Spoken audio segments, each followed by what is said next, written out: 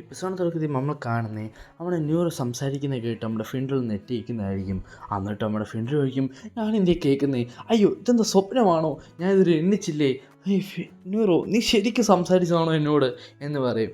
അതിന് നമ്മുടെ ന്യൂറോ പറയും, നീ എൻ്റെ തല തിന്നുന്നത് നിർത്താവോ, എന്നിട്ട് എന്നെ പെട്ടെന്ന് എൻ്റെ സ്പെഷ്യൽ മാജിക് യൂസ് ചെയ്ത് എന്നെ ആ ഡീമൻ്റെ തലയുടെ മണ്ടയ്ക്കൊന്ന് എത്തിക്കോ പെട്ടെന്ന്, ഇല്ലെങ്കിൽ ഈ എൽഫായിട്ട് മാറിയ ആൾക്കാർ ഒരിക്കലും ഹ്യൂമണിലേക്ക് മാറത്തില്ല, അതുകൂടാതെ ഡെവിളും പുറത്തു വന്നതാണ് തോന്നുന്നത്, ഇതിങ്ങനെ പോയി ഒരിക്കലും കൺട്രോൾഡ് ആവത്തില്ല എന്ന് പറയും. അങ്ങനെ അതിന് ശേഷം നമ്മളെ കാണിക്കുന്നത് നമ്മുടെ ക്യാപ്റ്റൻ യാമി ആ ഡെവിളിൻ്റെ രണ്ട് കൈയും കട്ട് ചെയ്ത് കളയുന്നതായിരിക്കും.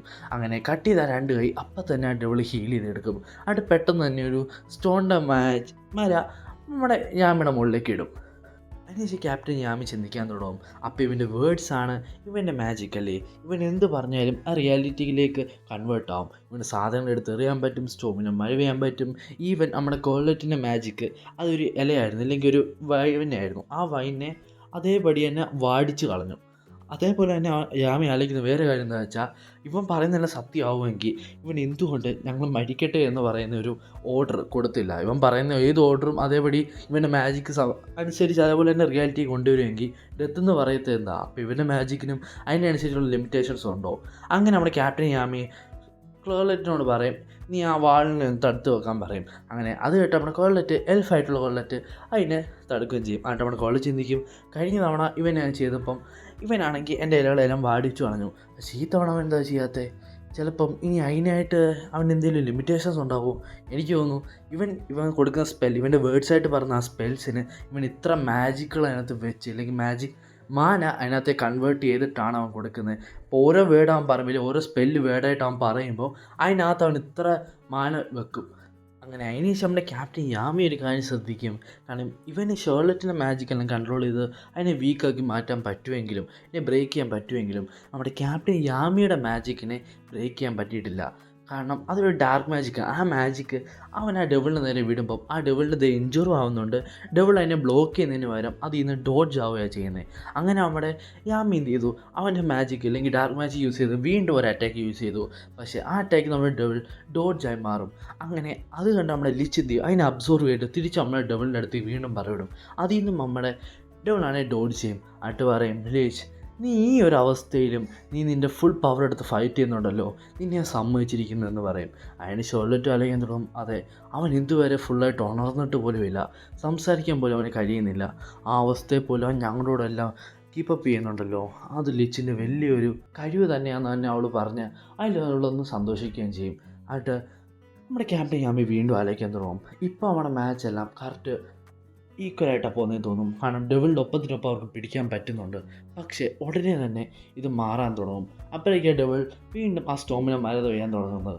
കാരണം ഈ ഡെവിളിനെ കണ്ട് അവിടെ യാമിക്ക് തോന്നുന്നത് ഈ ഡെവിൾ ഇവരുടെ കാളിലും റാങ്കിന് കൂടുതലാണ്. ഇപ്പോൾ ക്യാപ്റ്റൻ ജോൺലറ്റും ക്യാപ്റ്റൻ യാമിയുടെയൊക്കെ കാളിലും റാങ്കിന് മുകളിലാണ്, അല്ലെങ്കിൽ ഒരു വിസാർഡ് കിങ് ലെവൽ എന്ന് പറയാം. അപ്പം അവരോട് തന്നെ പിടിച്ചിരിക്കാൻ പറ്റുമോ എന്ന് ഇവർക്ക് തോന്നുന്നില്ല. അത് കൂടാതെ ഇവനെ കണ്ടാലേ അറിയാം ഡെവിളിനെ, ഇവൻ തുടങ്ങിയതുള്ളൂ, ഇതുവരെ അവൻ സീരിയസ് ആയിട്ട് ഫൈറ്റ് ചെയ്യാൻ തുടങ്ങിയിട്ടില്ലെന്ന്. അതുകൊണ്ട് ഇത് ഇങ്ങനെ തന്നെ പോയി കഴിഞ്ഞാൽ ഇവരുടെ കാര്യമെല്ലാം തീരും പെട്ടെന്ന് തന്നെ. അതിന് ശേഷം ഡെവിൾ പറയാൻ തുടങ്ങും, വർഷങ്ങളായി ഞാൻ ഇതേപോലെ ഒന്ന് ഫൈറ്റ് ചെയ്തിട്ട് സ്വന്തം ശരീരത്തേക്ക് തിരിച്ചു വന്ന് എൻ്റെ എല്ലാ മാജിക്കൽ പവേഴ്സ് യൂസ് ചെയ്ത് ഇങ്ങനെ ഈ ഫൈറ്റ് ചെയ്യുമ്പോൾ കിട്ടുന്ന ഈ സുഖമുണ്ടല്ലോ, അതെനിക്ക് വേറെ എവിടെയും, അത് ഒരു വല്ലാത്ത ഫീലിംഗ് ആണ്, എനിക്ക് ആരോടും പറയാൻ പറ്റുന്നില്ല. പക്ഷേ അത് കൂടായിരിക്കും നിങ്ങളോട് തന്നെ നന്ദി പറയണം. എൻ്റെ വർഷങ്ങളുടെ ആഗ്രഹം, എൻ്റെ ഗുമുവാറിൻ അതെനിക്ക് ഫൈനലി കിട്ടിക്കഴിഞ്ഞു. അതിനുശേഷം ആ ഡെവിൾ പെട്ടെന്ന് വേറൊരു ഡൈമെൻഷനിലേക്കുള്ള ഒരു ഗേറ്റ് തുറക്കും. എന്നിട്ട് പറയും, നിങ്ങൾ അറിയാതിരിക്കാൻ വേറൊരു കാര്യമുണ്ട്, ഞാൻ നിങ്ങളിലും വ്യത്യസ്തനാണ്, കാരണം ഞാൻ വേറൊരു ഡൈമെൻഷനിൽ നിന്നാണ്, അല്ലാതെ നിങ്ങളുടെ ഈ ഒരു ലോകത്തിൽ നിന്നല്ല എന്ന് പറയും.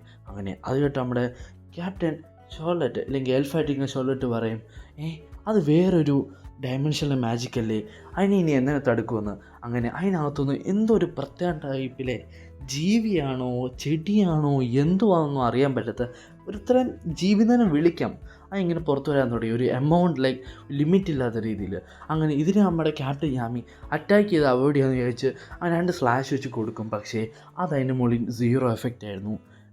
മോസ്റ്റ് ഓഫ് ദി അറ്റാക്കും ആ ഒരു സാധനത്തിന് മുകളിൽ 0 എഫക്റ്റാണ്. അങ്ങനെ ഇതാണ് നമ്മുടെ ക്യാപ്റ്റൻ യാമിയും പിന്നെ ഷോർലറ്റിനെയും കൂടെ മൂടും. അവർ ചത്തമില്ലെന്ന് നമ്മളെ കാണിക്കത്തില്ല, പക്ഷെ തൽക്കാലത്തെ അവരെ മറിക്കും. അങ്ങനെ അതിലൊരു കുറച്ച് പോർഷൻസ് അവർ നിൽക്കും, നമ്മുടെ താഴെ ആസ്ത, പെട്രിക്ക്, യൂണെല്ലാം നിൽക്കിടത്തേക്ക് വരാൻ തുടങ്ങും. ഇതാണ്ട് അവിടെ പെട്രിക്ക് ചോദിക്കും, എന്ത് തേങ്ങയാടാ എന്ന് ചോദിക്കും.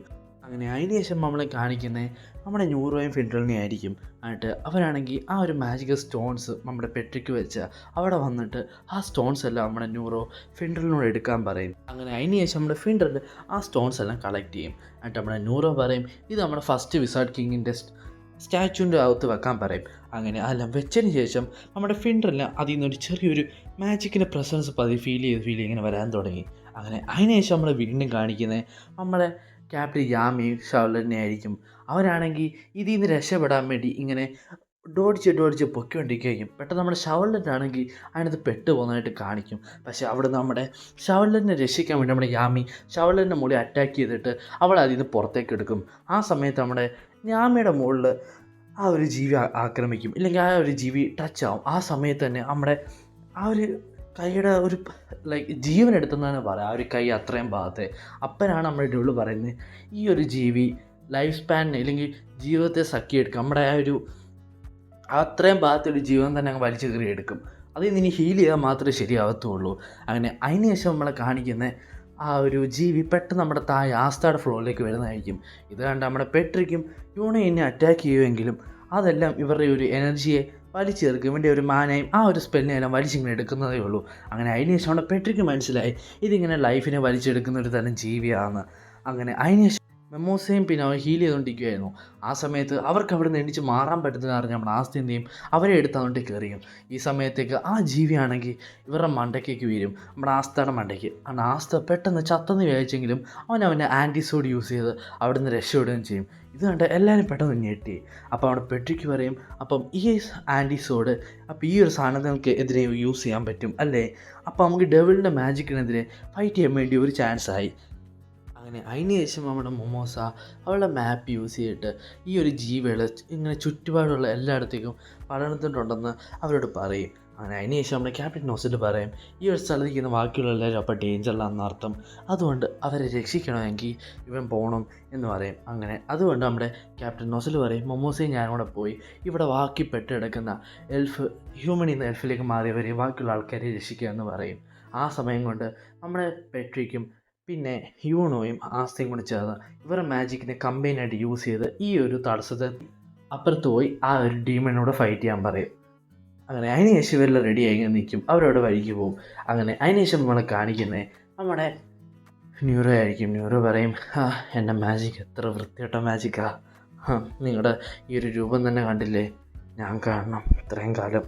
അതിന് നമ്മുടെ ഫസ്റ്റ് വിസാർഡ് കിങ് പറയും, അങ്ങനെ പറയാതെ ന്യൂറോ, നീ ഉള്ളതുകൊണ്ടല്ലേ ഇന്നെനിക്ക് ഈ സമയത്ത് അന്നും മരിക്കേണ്ട ഞാൻ ഇപ്പോൾ തിരിച്ചു വരാൻ പറ്റിയേ, അതുകൊണ്ട് ശരിക്കും ഞാൻ നിന്നോട് നന്ദിയല്ലേ പറയണ്ടേ.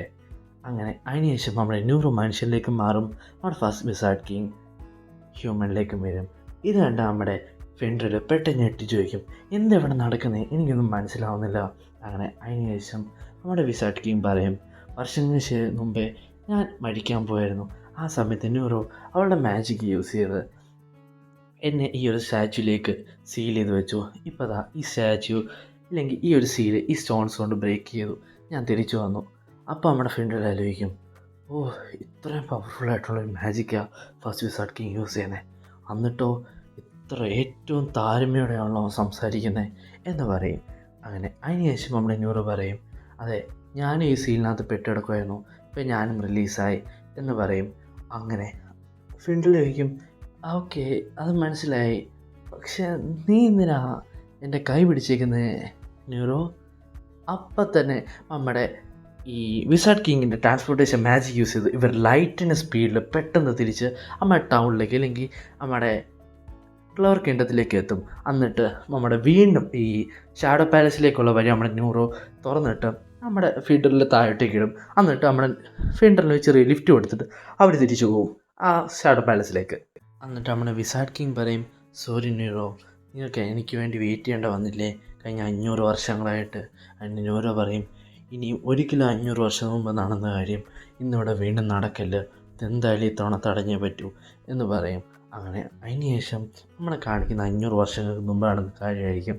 നമ്മുടെ ന്യൂറോ എന്ന് പറയുന്നത് അവളുടെ മാജിക് എന്ന് പറയുന്നത് എന്തൊരു സാധനത്തെ അടച്ചു വെക്കാനും തുറക്കാനുമായിരുന്നു. ആ മാജിക്കിനെ എല്ലാവരും ഭയങ്കര യൂസ്ലെസ് ആയിട്ടാണ് കാണുന്നത്. അവളൊരു വലിയ ഈ ക്ലോറിൽ തന്നെ കാശുകാരായിട്ട് ഒക്കെ ജനിച്ചെങ്കിലും വലിയ ഗുണമൊന്നും ഇല്ലായിരുന്നു അവളുടെ മാജിക് ഇങ്ങനെ ആയതുകൊണ്ട് തന്നെ. ഏകദേശം പറയുകയാണെങ്കിൽ നമ്മുടെ ഹെൻറിയുടെ അവസ്ഥ പോലെ തന്നെ. അങ്ങനെ എങ്ങനെയൊക്കെ അവൾ കഷ്ടപ്പെട്ട് നമ്മുടെ വിസാർഡ് കിങ്ങിന് സെർവൻ്റായിട്ട് വന്നു. വിസാർഡ് കിങ്ങിൻ്റെ ഇരിക്കുന്ന മാജിക് എന്ന് പറയുന്നത് ലൈറ്റ് മാജിക് ആയിരുന്നു, ഭയങ്കര റെയറുമായിരുന്നു, അത് കൂടാൻ ഭയങ്കര സ്പെഷ്യലായിരുന്നു. അതുകൊണ്ട് നമ്മുടെ ന്യൂറ് വിചാരിച്ചു വിസാർഡ് കിങ് എന്തായാലും ഭയങ്കര ജാടക്കാരനും അഹങ്കാരിയുമായിരിക്കുമെന്ന്. പക്ഷേ എന്ന് നമ്മുടെ ന്യൂറ് വിസാർഡ് കിങ്ങിനെ കണ്ടു, അന്ന് അവർക്ക് മനസ്സിലായി അതിനെ നേരെ ഓപ്പോസിറ്റായിരുന്നു വരുന്നത്. ഭയങ്കര പാവവും എന്നാൽ ആദ്യമായിട്ട് ന്യൂറോയുടെ മാജിക് അടിപൊളിയും യൂസ്ഫുള്ളും ആണെന്ന് പറഞ്ഞ ഒരാളായിരുന്നു നമ്മുടെ വിസാർഡ് കിങ്. അങ്ങനെ അതിനുശേഷം നമ്മുടെ ന്യൂറോ ചോദിക്കും, ന്യൂറോ നമ്മുടെ വിസാർഡ് കിങ് സെർവൻ്റ് ആണല്ലോ, അതുകൊണ്ട് ചോദിക്കും നിനക്ക് എന്തെങ്കിലും സഹായം നിന്ന് വേണമെന്ന്. അതിന് നമ്മുടെ വിസാർഡ് കിങ് പറയും, നിനക്ക് എൻ്റെ പുതിയ കണ്ടുപിടുത്തങ്ങൾ കാണണോ? ഞാനൊരു ഐറ്റം ഉണ്ടായിക്കൊണ്ടിരിക്കുക. ഈ ഐറ്റം വെച്ച് ആരെങ്കിലും മാജിക്കിൽ ആരെങ്കിലും ജനിക്കുവാണെങ്കിൽ അവന് എല്ലാ തരത്തിലുള്ള മാജിക്കും യൂസ് ചെയ്യാൻ പറ്റും. അപ്പം അവനും നമ്മളെപ്പോലെ ഈക്വൽ ആവത്തില്ലേ എന്ന് പറയും. അപ്പം അതിൻ്റെ അർത്ഥം പണ്ടത്തെ കാലത്ത് ആരൊക്കെയോ മാജിക്കില്ല ജനിച്ചിട്ടുണ്ട് എന്നല്ലേ, 500 വർഷങ്ങൾക്ക് മുമ്പേ. അപ്പം അതിന് ശേഷം നമ്മുടെ ന്യൂറോ പറയും, അതെ, പക്ഷേ ഈ ഐഡിയ ഭയങ്കര വലിയ വെടിത്തരമായിട്ട് എനിക്ക് തോന്നുന്നത്. പക്ഷേ അതിന് നമ്മുടെ വിസാർഡ് കിങ് പറയും, ആയിരിക്കും, പക്ഷെ ഞാൻ എൻ്റെ ഐഡിയയെ ഒരിക്കലും ഗിവപ്പ് ചെയ്യത്തില്ല എന്ന് പറയും. പക്ഷേ ഇവൻ്റെ ഈ വീട്ടുകാർക്കൊന്നും ഇല്ലെങ്കിൽ ഇവൻ്റെ ബന്ധുക്കാർക്കും ആർക്കും ഇവൻ്റെ ഈ ഐഡിയാസിന് അധികം ഇഷ്ടമൊന്നും അല്ലായിരുന്നു. പക്ഷേ അത് നമ്മുടെ വിസാർഡ് കിങ് മൈൻഡ് പോലും ചെയ്യത്തില്ല. അവൻ അവൻ്റെ ലക്ഷ്യത്തിൽ വേണ്ടി ഫോക്കസ് ചെയ്യുമായിരുന്നു. ഇല്ലെങ്കിൽ ഒരു one of the perfect wizard king ആയിരുന്നു അവൻ. അങ്ങനെ ഒരിക്കലാണ് നമ്മൾ ന്യൂറ് ശ്രദ്ധിക്കും ഈ വിസാർഡ് കിങ്ങും അവൻ അനിയത്തിയും കൂടെ വേറെ എവിടെയൊക്കെയോ ഇങ്ങനെ പോകുന്ന പോലെ. അങ്ങനെ അവരെ ഫോളോ ചെയ്തോ എത്തിയപ്പോഴോ അത് നമ്മുടെ എൽഫിൻ്റെ നാട്ടിലേക്കായിരുന്നു. അങ്ങനെ അവിടെ വെച്ച് നമ്മുടെ എൽഫ് നമ്മുടെ വിസാർഡ് കിങ്ങുമായിട്ട് സംസാരിച്ച് അവരെല്ലാം നല്ല ഫ്രണ്ട്സാവും. അങ്ങനെ അവിടുത്തെ ലീഡറായിരുന്നു നമ്മുടെ ലിച്ച്. ആ ലിച്ചിന് നമ്മുടെ വിസാർഡ് കിങ്ങും തമ്മിൽ ബെസ്റ്റ് ഫ്രണ്ട്സ് ആയിരുന്നു. കാരണം അവരുടെ മൈൻഡ് സെറ്റും അവരുടെ ഐഡിയാസുകളും അവരുടെ ഗെയിമുവാറിനും അവരുടെ പവറും ഏകദേശം സെയിം ആയിരുന്നു. അതുകൊണ്ട് തന്നെ അവർ പെട്ടെന്ന് തന്നെ ഫ്രണ്ട്സായി. അങ്ങനെ നമ്മുടെ ലിച്ചും നമ്മുടെ വിസാർഡ് കിങ്ങും കൂടെ ഒരു കാര്യം തീരുമാനിക്കുന്നു. ഈ 2 പവേഴ്സൂടെ കമ്പൈൻ ചെയ്ത് അവരെ ഈ ലിച്ചും വിസാർഡ് കിങ് ഒന്നായ പോലെ തന്നെ ഈ ഒരു ലോകത്തിൽ ഹ്യൂമൻസിനെയും എൽഫുകളെ ഒരുമിച്ചാക്കാവുന്ന. അതുകൊണ്ട് നമ്മുടെ ലിച്ച് ഉണ്ടാക്കിയ ആ ഒരു പവർ സ്റ്റോർ ചെയ്യുവാനും റിലീസ് ചെയ്യാനും കഴിയുന്ന ആ ഒരു ഐറ്റവും പിന്നെ ഈ ഒരു എൽഫിൻ്റെ ഇരിക്കുന്ന പവർ സ്റ്റോണുകൾ, ഈ പവർ സ്റ്റോണുകൾ വെച്ച് ഈ ഒരു പവർ സ്റ്റോണിന് ഈ വേറെ ഡയമെൻഷനിൽ ഡെവിളിൻ്റെ ഡയമെൻഷനിലെ ഏകദേശം എന്തൊക്കെയോ റിലേഷൻ ഉണ്ടെന്നാണ് പറയുന്നത്. അപ്പോൾ അതുമായിട്ട് കമ്പൈൻ ചെയ്ത് ഒരു ഐറ്റം ഉണ്ടാക്കാമെന്നൊക്കെ പറഞ്ഞ് ഇവർ പ്ലാൻ ചെയ്യും. അങ്ങനെ ഉടനെ തന്നെ ഈ ഒരു ലിച്ചും വിസാർഡ് കിങ് കൂടെ ബെസ്റ്റ് ഫ്രണ്ട്സ് ആയിരുന്നെങ്കിലും ഇവർ ഉടനെ തന്നെ ഇവർ റിലേറ്റീവ്സ് ആകാൻ പോവായിരുന്നു. കാരണം ഈ ഒരു സിസ്റ്ററിനെ നമ്മുടെ വിസാർഡ് കിങ്ങിൻ്റെ സിസ്റ്ററിനെ നമ്മുടെ ലിച്ചിന് കല്യാണം കഴിച്ചു കൊടുക്കാൻ പോയായിരുന്നു. അങ്ങനെ അവർ റിലേറ്റീവ്സ് ആകാൻ പോവായിരുന്നു. അങ്ങനെ സമയങ്ങൾ കഴിഞ്ഞു പോയി. അങ്ങനെ കല്യാണ ദിവസം വന്നു. കല്യാണ ദിവസത്തെ എന്ത് ചെയ്തു, അവിടെ വിസാർഡ് കിങ്ങിൻ്റെ അച്ഛനാണെങ്കിൽ വിസാർഡ് കിങ്ങിനെ വിളിച്ചു. അപ്പനാണെങ്കിൽ നമ്മുടെ വിസാർഡ് കിങ് ആലോചിക്കും, അച്ഛൻ തന്നെ ഇപ്പോൾ വിളിക്കുന്നത്, കല്യാണത്തിന് സമയമായല്ലോ, കല്യാണത്തിൻ്റെ കാര്യത്തെക്കുറിച്ച് ഞാൻ ഇതുവരെ അച്ഛനോട് ആരോടൊന്നും പറഞ്ഞിട്ടില്ലോ, പിന്നെ ഇവരിതുവല്ല അറിഞ്ഞു കാണുമോ? പെട്ടെന്നായിരുന്നു ഒരു ഡാർക്ക് മാജിക്ക് നമ്മുടെ വിസാർഡ് കിങ്ങിനെ പിടിച്ചത്. അത് നോക്കുമ്പം അവൻ്റെ അച്ഛനായിരുന്നു. പക്ഷേ നമ്മുടെ വിസാർഡ് കിങ്ങിന് പെട്ടെന്ന് മനസ്സിലായി അവൻ്റെ അച്ഛനല്ല, അവൻ്റെ അച്ഛനെ പിടിച്ചു വെച്ചിരിക്കുന്നത് ഏതോ ഡെവിളാണ്. അത്ര പെട്ടെന്ന് നമ്മുടെ വിസാർഡ് കിങ്ങിന് മനസ്സിലാവണമെങ്കിൽ നമ്മുടെ വിസാർഡ് കിങ് എത്ര സ്കിൽഡാണ്. എന്നിട്ട് നമ്മുടെ വിസാർഡ് കിങ് പറയും, നീ ഡെവിളല്ലടാ, പുറത്ത് പാടാന്ന്. അങ്ങനെ അതിൻ്റെ പുറകെ ഒളിച്ചിരിക്കുന്ന ഒരു ശരീരം പോലും ഇല്ലാത്തൊരു കൊച്ചു ഡെവിളിനെ കാണിക്കാണ്ട് പറയും, അതെ, നീ എന്നെ പെട്ടെന്ന് മനസ്സിലാക്കിയല്ലോ. അതിന് നമ്മുടെ വിസാർഡ് കിങ് ചോദിക്കും, എവിടെ എൻ്റെ വീട്ടുകാർ, നീ അവരെ എന്ത് ചെയ്തു? അതിന് നമ്മുടെ ഡെവിൾ പറയും, ആർക്കറിയാം, ചിലപ്പം അവരെ നിൻ്റെ കല്യാണത്തിൽ പോയി കാണും പങ്കെടുക്കാൻ. ചിലപ്പോൾ ആർക്കറിയാം, അവർ പവറിന് വേണ്ടി നമ്മുടെ എൽഫിനെ ഇപ്പോൾ കൊല്ലാൻ പോവാണെങ്കിലോ. ആർക്കറിയാം, ഞാൻ ചിലപ്പോൾ അവരെ മനിപ്പുലേറ്റ് ചെയ്ത് അവരെ അങ്ങോട്ട് പറഞ്ഞയച്ചാണെങ്കിലോ. ആർക്കറിയാം, നമ്മുടെ എൽഫുകൾക്കെല്ലാം ഇതിന് ശേഷം നിങ്ങൾ ഹ്യൂമൻസിനോട് ദേഷ്യം വരുമെങ്കിലോ. ആർക്കറിയാം, എൽഫും ഹ്യൂമൻസോട് ഒന്നാവുന്ന ആ സ്വപ്നം എന്നേക്കുമായിട്ട് ഇല്ലാതായെന്നോ. നിങ്ങൾ മനുഷ്യന്മാരെ പറ്റി എത്ര എളുപ്പമാണെന്നറിയാവോ. അതുകൊണ്ട് തന്നെ ഇപ്പോൾ ആ എൽഫുകളെല്ലാം ഈ പവറിന് വേണ്ടി നമ്മുടെ ഹ്യൂമൻസിൻ്റെ ആയതുകൊണ്ട് ചാവാൻ പോവല്ലേ എന്ന് പറയും. പക്ഷേ അതിന് ശേഷം നമ്മുടെ വിസാർഡ് കിങ് അവിടെ നിന്ന് രക്ഷപ്പെടാൻ നോക്കുമെങ്കിലും നമ്മുടെ ഡാർക്കായിട്ടുള്ള ആ ഒരു പവറിനെതിരെ നമ്മുടെ വിസാർഡ് കിങ്ങിന് ഒന്നും ചെയ്യാൻ പറ്റുന്നില്ല. അതിന് വേണ്ടി ഡെവിൾ പറയും, എനിക്കറിയാം നീ ഭയങ്കര പവർഫുള്ളാണ്, പക്ഷെ ഞാനിപ്പോൾ അത്രയും സ്ട്രോങ് അല്ല. എനിക്ക് എൻ്റെ ബോഡിയും എൻ്റെ ഗുമവാറിനും കിട്ടിക്കഴിഞ്ഞിട്ട് ഞാൻ വരാം നിൻ്റെ കൂടെ ഒറ്റയ്ക്ക് ഫൈറ്റ് ചെയ്യാൻ വേണ്ടി. ആ ഒരു സമയം വരെ നീ എനിക്ക് വേണ്ടി പ്ലീസ് ഒന്ന് വെയിറ്റ് ചെയ്യണം എന്ന് പറഞ്ഞിട്ട് അവൻ അവിടെ നിന്ന് പോവും. അങ്ങനെ അതിന് ശേഷം നമ്മളെ കണിയൻ നൂറായിരിക്കും. വന്നിട്ട് പറയും നമ്മൾ കണ്ടുപിടിച്ച് നമ്മുടെ മാജിക് ഐറ്റം ഇപ്പോൾ അവിടെ കാണാനില്ലെന്ന്. ആയിട്ട് നമ്മുടെ വിസാർഡ് കിങ് പറയും നീ പെട്ടെന്ന് നിന്നെ മാജിക് യൂസ് ചെയ്ത് എന്നെ ഇവിടെ നിന്ന് വിടിവിക്കാൻ പറയും. അങ്ങനെ നമ്മുടെ ന്യൂറോ ആ മാജിക് വിടിയിച്ച ശേഷം നമ്മുടെ വിസാർഡ് കിങ് സ്ട്രെയിറ്റ് അവൻ്റെ ഈ ഒരു ട്രാൻസ്പോർട്ടിങ് മാജിക് യൂസ് ചെയ്ത് സ്ട്രെയിറ്റ് നമ്മുടെ എൽഫിൻ്റെ വീട്ടിലേക്ക് ഫാസ്റ്റായിട്ട് വരുമായിരുന്നു. അങ്ങനെ അവിടെ വന്നപ്പോഴത്തേനോ എല്ലാം ലേറ്റായി കഴിഞ്ഞു. എല്ലാം നശിച്ച് ചാമ്പലായി. ലിച്ചാണെങ്കിൽ അവൻ്റെ നമ്മുടെ വിസാർഡ് കിങ്ങിൻ്റെ അനിയത്തെയും കൈ പിടിച്ചുകൊണ്ട് കരഞ്ഞ് നോക്കുന്നതായിരിക്കും കാണിക്കുന്നത്. എന്നിട്ട് പറയും എനിക്കറിയായിരുന്നു ഇതിൻ്റെ പിന്നെ നീ അല്ലായിരുന്നെന്ന്. എന്നാലും ക്ഷമിക്കണം കൂട്ടുകാരാ, ഞാൻ നിന്നെ ഒരു നിമിഷം സംശയിച്ചു പോയി. എന്നിട്ട് ഈ ഡെവിള് പറയും നീ എന്തി ആലോചിക്കുന്നേ, നീ പെട്ടെന്ന് തന്നെ നീ പോയിട്ട് നിൻ്റെ ആ ശരീരം ആ ഗുമവാറിനും എനിക്കിതാ നമ്മുടെ ലിച്ചിൻ്റെ ഗുമവാറിനാണ് പതിയെ 5 ലീഫിലേക്ക് കൺവേർട്ട് ആയിക്കൊണ്ടിരിക്കുമായിരുന്നു. എന്നിട്ട് നമ്മുടെ ലിച്ച് പറയും എൻ്റെ ഉള്ളിലാണെങ്കിൽ കുറേ ഇമോഷൻസ് നിറഞ്ഞിരിക്കുക. ഇങ്ങനെ പോയി കഴിഞ്ഞാൽ ഈ ഡെവിള് ജയിക്കും, അതിന് ഞാൻ സമ്മതിക്കത്തില്ല. നീ എന്നും നമ്മുടെ സ്വപ്നങ്ങളിൽ പിടിച്ചെന്നെ നിൽക്കണം, ഒരിക്കലും നമ്മളെല്ലാവരും ഒന്നാവും. എന്നിട്ട് നമ്മുടെ വിസാർഡ് കിങ്ങിനോട് നമ്മൾ ലിച്ച് അവസാനമായിട്ട് ഒരാഗ്രഹം കൂടെ പറയും. ഞാൻ എൻ്റെ ഉള്ളിൽ ഈ ഒരു പവർ സ്റ്റോൺസ് വെച്ച് ഞാൻ ഇനിയും കുറച്ചുകൂടെ ഇമോഷൻസ് കൂട്ടി ഒരു പവർഫുൾ ഫോർവേഡിങ് സ്പെല്ല് ഞാൻ യൂസ് ചെയ്യാൻ പോവുക. അങ്ങനെ ചെയ്താൽ ഈ ഡെവിളിന് ഒരിക്കലും എൻ്റെ ശരീരം കിട്ടത്തില്ല. ഇതെൻ്റെ ലാസ്റ്റ് ആൻഡ് ഫൈനലായിട്ടുള്ള ഒരു സെൽഫിഷ് റിക്വസ്റ്റാണ്. Brother please kill me. അത്രയും പറഞ്ഞു ഗൈസ്. ഈ ഒരു എപ്പിസോഡ്, ഈ ഒരു അടിപൊളി ബ്യൂട്ടിഫുൾ ആയിട്ടുള്ള എപ്പിസോഡ് ഇവിടെ കൊണ്ട് തന്നെ തീരുവാണ് ഗൈസ്. സോ വീഡിയോ ഇഷ്ടപ്പെട്ട് ഞാൻ ലൈക്ക് ചെയ്യുക, സബ് ചെയ്യുക, മാക്സിമം ഷെയർ ചെയ്യുക. ആൻഡ് നമ്മുടെ ലക്ഷ്യം എന്ന് പറയുന്നത് 10K ആണ്. ഇപ്പം നമ്മൾ ഓൾമോസ്റ്റ് 6K ആയി. ലൈക്ക് ഒരു മാസം എടുത്ത് നമുക്ക് 6K ആവാൻ വേണ്ടി, ലൈക്ക് 1000 സബ്സ്ക്രൈബേഴ്സ് കിട്ടാൻ വേണ്ടി നമുക്ക് ഒരു മാസമായിരുന്നു ഇങ്ങനെ എടുത്തുകൊണ്ടിരുന്നത്. പക്ഷേ ഇപ്പോൾ നമ്മൾ 2-3 ആഴ്ച കൊണ്ട് നമ്മൾ 1000 സബ്സ്ക്രൈബേഴ്സ് താണ്ടി 6K ആയിട്ടുണ്ട്. ഇതേപോലെ പോയി കഴിഞ്ഞാൽ നമുക്ക് ഈ മാസം കഴിയുന്നതിന് മുമ്പേ ചിലപ്പോൾ 10K അടിക്കാൻ പറ്റും. അത് നിങ്ങളുടെ സപ്പോർട്ട് ഇങ്ങനെ തന്നെ പോകണം. ഇത് ഡബിളായിട്ട് നമുക്ക് വേണം. അതേപോലെ തന്നെ ബ്ലാക്ക് ക്ലോവർ എന്നല്ല എല്ലാ ആനും ഈ മാസം ഇറങ്ങും നമ്മൾ ചെയ്യുന്നതായിരിക്കും. മാങ്കയും വരുന്നുണ്ട്, തിയറി എക്സ്പ്ലനേഷനും വരുന്നുണ്ട്, പൊളിക്കും. അത്രയും പറഞ്ഞുകൊണ്ട് തന്നെ guys, it's me your explainer signing out.